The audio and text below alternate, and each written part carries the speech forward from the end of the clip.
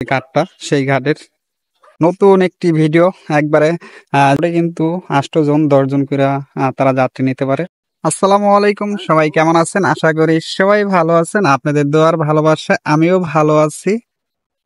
তা নিয়ে আসলাম নতুন একটি ভিডিও একবারে যে তালতলি ব্রিজ আছে, একবার তালতলি ব্রিজের পাশেই কিন্তু কিছু বালুর জাহাজ মানে বালুর জাহাজ রাখা আছে এবং কি এখানে কিন্তু আগে স্প্রিং বোট ঘাট ছিল।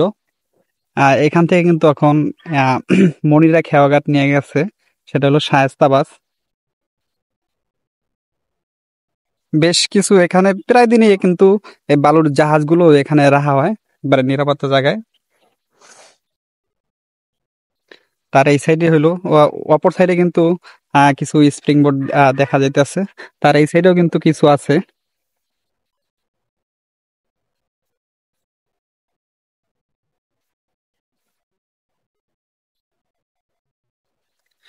এখান থেকে কিন্তু আগে আহ, মেহেন্দিগঞ্জের যে স্প্রিং বোট আছে এটি ছাড়া হয়তো, কিন্তু এখান থেকে ঘাটটা বন্ধ করে দিয়ে এখন কিন্তু ইয়াতে নিয়ে গেছে মনিরা খেয়াঘাট, সেটা হলো শায়েস্তাবাজের ওই সাইডে।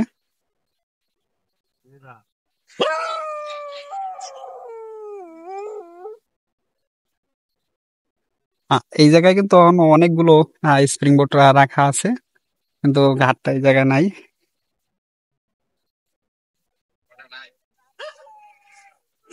আর এখান থেকে কিন্তু দৈনিক দুই একটা লঞ্চ ছাড়া হয়।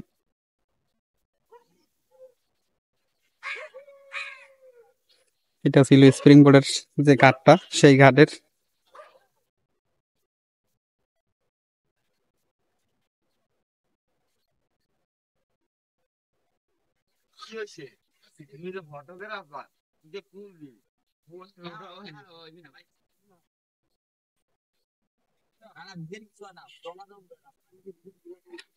পুরাতন কয়টা স্প্রিং বোট এখানে আছে।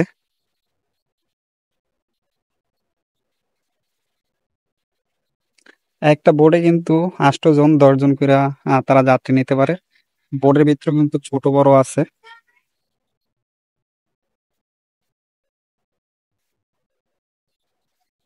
তো ভিডিও এখানে শেষ করব। সবাই ভালো থাকবেন, সুস্থ থাকবেন। আল্লাহ হাফেজ, দেখা হবে নতুন কোনো ভিডিওতে।